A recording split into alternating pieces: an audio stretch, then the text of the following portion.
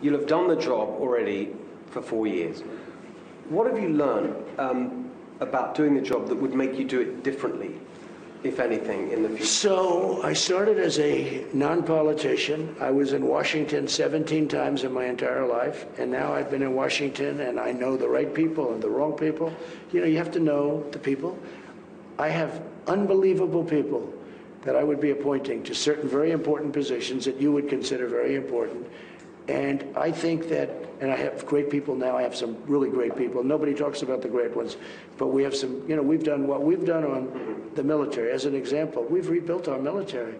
We've done things that nobody could, $2.5 trillion into our military was so depleted. But I would strengthen what we've done, and I would do new things. Space Force, as an example. Right. I've done more. I have an interesting distinction that actually a sort of a bad person in terms of doesn't like Republicans or me said Trump is, whether you like him or not, he's done more than he said he was going to do. Like, I never mentioned Space Force in the campaign. True. We did Space Force. I never mentioned a lot of things. The wall is almost complete. By the end of the year, it'll be just about complete. Having a tremendous, our numbers on the border are phenomenal. What about the way you do the job? I'll tell you what's behind part of that question. I was just talking to a friend, a big supporter of your policies, the agenda, totally sees that that's what's needed for the country. And I think this represents quite a few people out there, but they say, you know what, this is the word that was used, too much hullabaloo. It's a great word, captures some of the things that people say. What about that? If you're re-elected, you've got nothing to prove, you've done it again, can we expect to see a different style from it? First of all, I understand that 100%, but I haven't been treated fairly. Right. I was investigated by a phony deal on Russia. It was a phony deal. I had nothing to do with Russia. No phone calls, no nothing. I had nothing to do with it. And you had to fight that. Then they had a phone call of congratulations to Ukraine. I got impeached. I had to fight that. I have to fight back. If I don't fight back strong, I wouldn't be sitting here right now talking to you. So it's not like, gee, I'd like it to be calm too. But one thing, I wouldn't have gotten all of these things. I can give you a list that's 4 pages long. Right to try, all of the medical things we've done, even the vaccines. We're almost going to have a vaccine. Somebody else would have taken years to get it. If I had a different attitude, that list would be 1/10 as long as it is. Interesting. Nobody has done what we've done. So you think it goes with the territory of getting things done, to have that? I think so. I mean, I'd like to be nice and say, gee, if you could do it, I'd like you to. If I changed my attitude, I wouldn't get nearly as many things done. It's one of those things. Some people like it, some people don't. What can I say? All right. Just final message. What do you want people to think as they're watching the contrast with the Democrats? What's the big point you want to leave people with? Our country has unbelievable potential. We're going to have the strongest economy we've ever had next year. We're going to do additional tax cuts as opposed to massive tax increases, which is going to lead us into a depression, what they want to do. What they want to do will lead us into a depression. 401k, stocks, everything's going to go right down the tubes. We're doing additional tax cuts. We are going to have one of the best economies next year, and within 2 years, we'll have the greatest economy we've ever had. Better even than prior to the China virus coming in. We have tremendous potential in this country. And the beauty is we've now rebuilt our military. We've done so much, so many things that I don't have to do, I just have to maintain. But we are going to have the strongest economy we've ever had, and that includes what we just left, which was the best to this point in our history. There we are, something to look forward to. Mr. President, thank you so much. Thank you very much. Really appreciate it. Great honor, thank you. What do you think about the Insurrection Act on election night if something terrible happens? Well, first of all, let me make sure I get straight up and get ready. Okay, now let me give you the answer. Here's the answer. As a civil rights lawyer, the president has the right to protect voters' rights. So when he talks about using federal agents, he's perfectly within the rights of the Constitution to protect people's right to vote. If people are going to be intimidated from the voting pool of booths, the president can use federal agents to protect their civil rights. Voting is a civil right, so I think it's no-brainer. Those who are arguing that the president can't use federal agents, they're wrong about the law, period. He's within his rights to do so. Right. There's no question about it, but in fact, I remember last year on election night, actually it was the next morning, I remember how crazy it was in Manhattan, and I remember the police kind of lined up shoulder to shoulder on certain streets. But let's talk a little bit more about the protesters and those people who were out there. And when I asked the president, I said, who are they? And he said, apparently, he said, well, there are people that we're looking at right now. He said, and you'll be finding out pretty soon who they are. What does that tell you, Dan?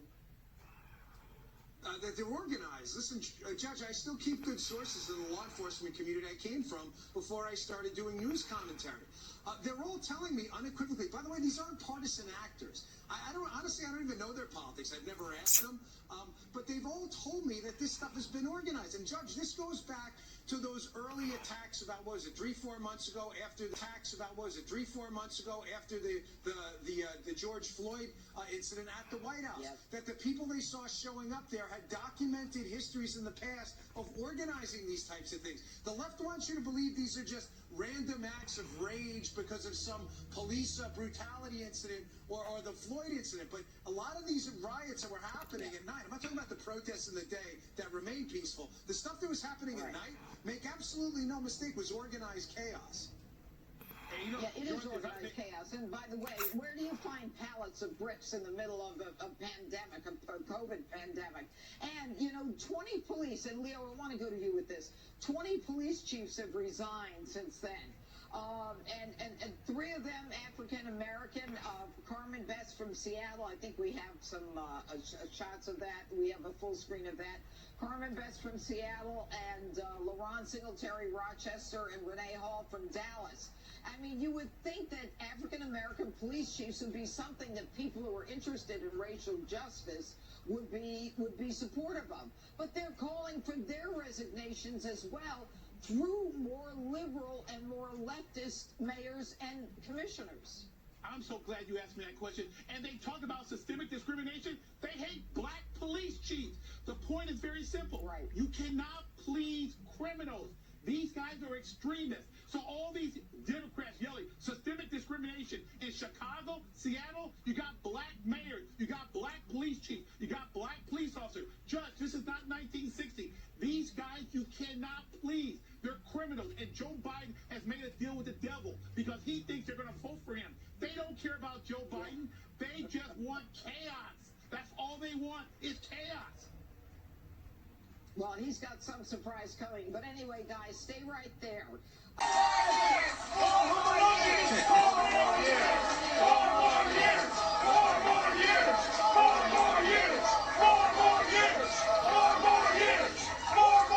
If you want to really drive him crazy, you say 12 more years. $100 billion a year. Because before that, and before the World Trade Organization and they getting into it, China was flatlined. It was after that happened. And then they took advantage of us because we didn't have people that were smart enough to see. And by the way, Biden would be the worst of all of them because his son took out $1.5 billion and he gets fees on $1.5 billion, which is millions of dollars a year.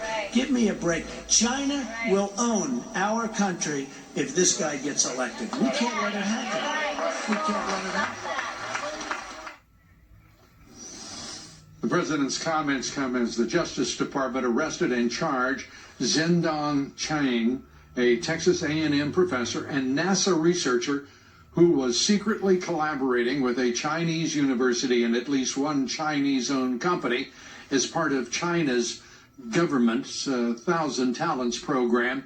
U.S. Attorney Ryan Patrick saying, quote, China is building an economy and academic institutions with bricks stolen from others all around the world.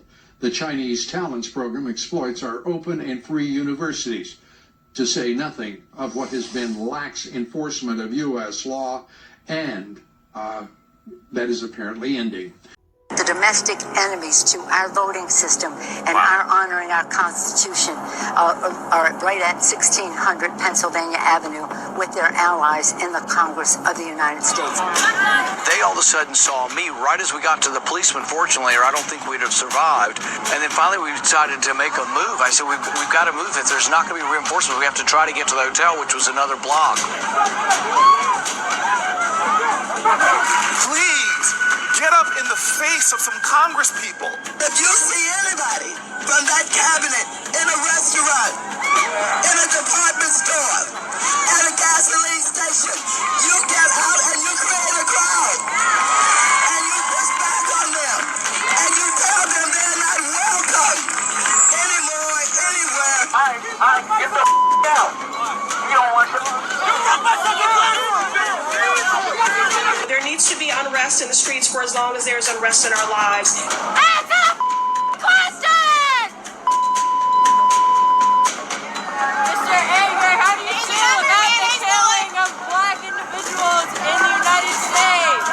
How do you feel about the killing of black individuals in America? Put your hands on me again, I'll f*** you up. Put your hands on me again and I'll f*** you up. I just don't even know why there aren't uprisings all over the country. Maybe there will be.